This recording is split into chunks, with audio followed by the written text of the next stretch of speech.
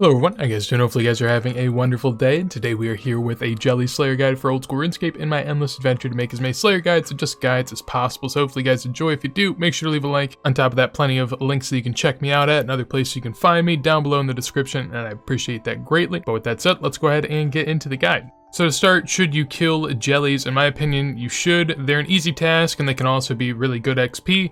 So in regards to both of the things you'd really be wanting from a Slayer task, I think that will fit. The only downside would be that they do deal a decent bit of damage, but you can avoid that with a safe spot if you want to go that route as well. The only requirement for Jellies is 52 Slayer. The only other thing that would be beneficial is a higher Mage level, because that's going to up your Mage defense, but again, not even a requirement since you have the safe spot. So regular Jellies are weak to everything. You can pick what you'd like in terms of what sort of combat style you want to use. All three will be available in this guide.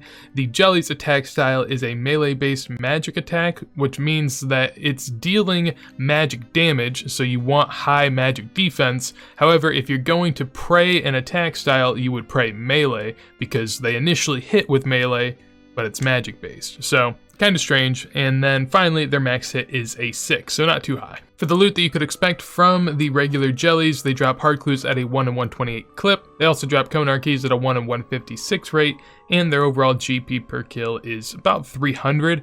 However, that is up to 800 if you are on a Konar task. Then for the warped Jellies, these are located in the Catacombs. They're also weak to everything and have a melee-based mage attack, but their max hit is a 10, so a little bit higher. These are good if you want to go ahead and burst or barrage Jellies instead of doing the normal route. You also could pray melee and kill these as well. Really up to you on how you want to go about that. And for the warped Jellies loot table, the hard clue is a 1 in 64 drop, the Konar key is a 1 in 77, and their overall GP per kill is 1100, which can be doubled if you are on a Konar task. So for the melee options here, down below we have 3 different good melee setups that focus on getting offensive DPS, along with that good mage defense is really what we're going for. So if you want to dig a little bit deeper into any of those setups, all the items are listed down below, essentially ranging from the earliest I'd come here to some of the higher tier gear setups that you could go with. And then a couple added options, as I mentioned before, you could go ahead and pray melee if you'd like. If you want to do that, Monk's Robes, Initiate, or Proselyte are good armors to do that with, and there are a few added options up there for your attack weapons in the 40 to 70 range. And for the range setups here on the left hand side, a nice snakeskin setup, a lot lower range level, but you could upgrade the D-hide if you have the availability to do so. And then on the right hand side, a little bit higher tier of a setup there with the black D-hide and the God D-hide as well. In addition, if you wanted to bring a crossbow instead, you could go ahead and do that with the options listed there. Then for the mage gear here, you can burst or barrage Jellies. If you'd like to go about that route, you will need Desert Treasure done to access the ancient spellbook. Beyond that, the gear listings are down below there for you. Essentially looking for decent mage DPS along with that good prayer bonuses as well. On the middle and left hand side, going more the prayer route, and then on the far right hand side, that is essentially an all-out DPS layout. All the items are listed down below, so you can take a peek there. Most people are going to want to burst, but if you're really high level, then I guess you'd barrage. I just don't know a lot of people that are barraging and still getting Jellies tasks, so kind of niche. So now on to the first location for Jellies. This is going to be the lower to mid level location, that is the Rellekka cave. To get here, the best option is going to be the Slayer ring, and the third option on that teleport listing. For the Slayer ring though, you do need 75 crafting along with the Slayer reward unlock to be able to do it, so kind of high level. The second best option to get here would be the fairy ring code AJR, which does require Fairy Tale Part 2 to be completed. Third is the Rellekka house teleport. You could do this by just having your house located in Rellekka and then teleporting there, or by using a scroll of redirection on a house teleport tab. And then finally, the option that everyone has to get here is going to be the Camelot teleport that requires 45 magic or a teleport tab from the Grand Exchange. So one way or another, once you make your way on over to the Fremnik Slayer dungeon, just head inside, and then from there you'll have to take the nice winding route on over. I'm already a little bit of the way through here, but you just run all the way around, and the Jellies are in the northwest corner. So I'm moving my way on over here. If you have 81 agility, you can pass by those blades at the beginning, or if you have 76 with a summer pie,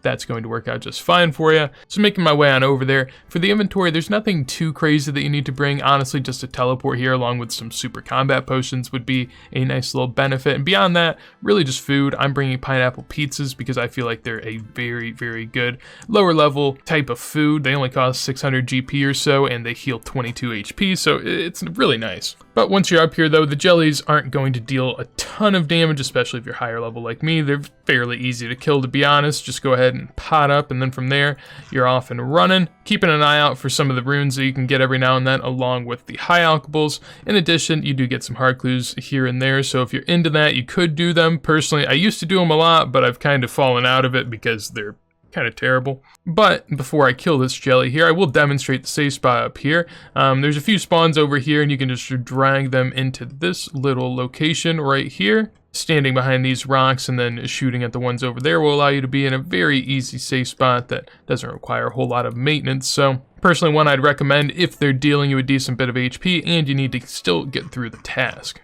Then the next location is at the Catacombs of Karen. The best option to get here would be the Xeric's Heart teleport. However, you need 100% favor in all houses and Architectural Alliance completed, so that is a little bit harder to attain. The second best option is the Karen teleport, which you can use the appropriate runes, and if you already have the teleportation incantation done, then you can use that, or you could also use someone else's player-owned house to get here. The third option is the Xeric's Glade teleport. For this, you'll need to obtain a Xeric's Talisman from Lizardmen, and that only requires 5% Shazian favor, so not that hard. And finally, the Veos boat is going to be a guaranteed option that people can get here through the dock in Port Sarum. So one way or another, find your way on over to the Catacombs, and then from there, just investigate the statue, and you'll be heading on down. Once you're down here, head to the east, and we'll start to go south from there. For my inventory here, I have some bronze darts to lure all the jellies, also Xeric's Talisman to get here, and house teleports to leave, along with a rune pouch to cast my spells. With that, I also have an imbued heart that is good for boosting my magic, along with the Din's Bulwark that will help me aggro all of the jellies. The only other important thing really is a Bracelet of Slaughter. These have a % chance of not counting a kill, which means that your task will be extended, and on bursting tasks especially you want to do that. Normally I don't even include them in the guides because I just assume everyone kind of knows it and to use them accordingly, but for bursting tasks they're essentially a guarantee and almost everyone should use them. Beyond that, some prayer potions along with a stamina dose and a few food just in case. Once you're down here though, just go ahead and throw on your Protect melee, and then this time I'm going to use the Din special attack to kind of show it off and see what it's all about. So as you can tell there, kind of nice for luring them all together. Go ahead and use the darts to get whatever else you still don't have. Personally, I turn these drops off because I don't like looking at that. Once you have them all lured though, just go ahead and hop down in this corner and then start running back and forth consistently until they're all piled into one nice spot. And then from there, throw on your Master Wand or whatever wand you have and start casting your spells. Should be as easy as that. Honestly, nothing too much you have to worry about. Of course, as long as your prayer's up, you'll be good to go. There's no other attacks that are going to deal you too much damage. If you do get too many alchables here and you want to start banking them, you could always use the Xeric's Talisman to teleport back to the beginning and then just go bank from there. There's a bank up there in the castle that you can easily access. This is where you enter, and this is where the bank is on the 3rd floor, so not too far away if you do need to bank desperately. So it is a really nice task in my opinion. Early on, most people are only focused on Dust Devils and Necreals for the bursting task, but being able to add in other ones like this definitely makes Slayer go by a little bit quicker. Also, if you're meleeing these, of course, just go ahead and Protect melee and kill them one by one, or stack them all on you if you want. It's up to you. There's really nothing too much I have to say in terms of melee here. It's pretty simple. As long as you're praying, you'll be good to go. So yeah, that is going to be it for this Jellies guide. Hopefully you guys enjoyed. If you did, make sure to leave a like. Anything you want to see from me, anything you want to let me know, would love to hear it in a comment down below. And on top of that, if you want to see more videos like this as soon as I go live, make sure to subscribe. Also, I'll be streaming soon after this goes live, so check that out over on Twitch, link down below. But with that said, hopefully you guys have a wonderful day, and peace.